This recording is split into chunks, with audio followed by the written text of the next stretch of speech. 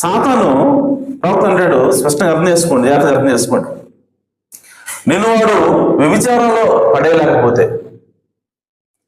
నేను వాడు జోదంలో పడేయలేకపోతే, నేను వాడు లేదంటే మర్డర్ చేయించలేకపోతే నీ చేత, వాడు సిగరెట్ లాగించలేకపోతే నీ చేత, ప్రవక్త అంటాడు వాడు నిన్ను చర్చిలో తీసుకొస్తాడంట. అర్థమైందా?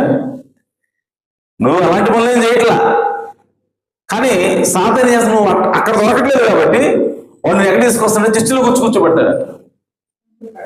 అంటే పాటలు పాడతావు, ఓకే ఓకే చాలు, ప్రార్థన చేస్తావు, ఓకే చాలు, అయిపోయింది ఇంకా ఆమె.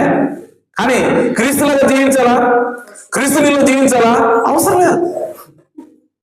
కానీ దేవుడు ఏమంటే, దేవుడు కోరుకునేది ఏంటంటే నీ ప్రార్థన ఎవడు కావాలి, నేను చెప్పినట్టుగా జీవించు నువ్వు.